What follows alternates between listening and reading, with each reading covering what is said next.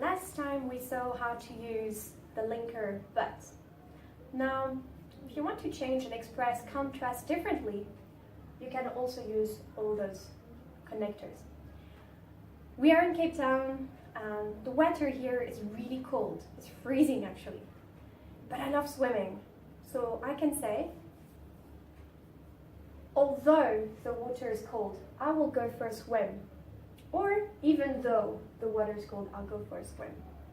Or also, though the water is cold, I'll go for a swim. You can choose.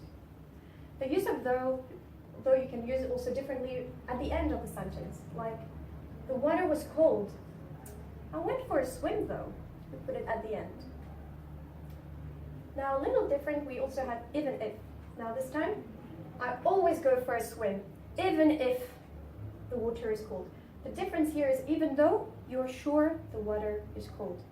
Even if, you don't know, it depends on the weather. It depends on the place. But maybe it's cold, maybe it's not. But even if it's cold, I will go for a swim. Now, we can also use however. It's like the big brother of but. And we usually put it at the beginning of a sentence. For example, the weather was freezing, but I went for a swim. Big brother, the weather was freezing, however, I went for a swim. Same meaning.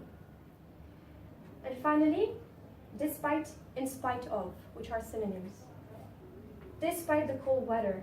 Now you see, we use a noun. Despite the cold weather, I went for a swim. So here, I don't put a clause with subject, verb, object. I put directly a noun. Despite the cold weather, or in spite of the cold weather. I can also use a gerund like this with ing.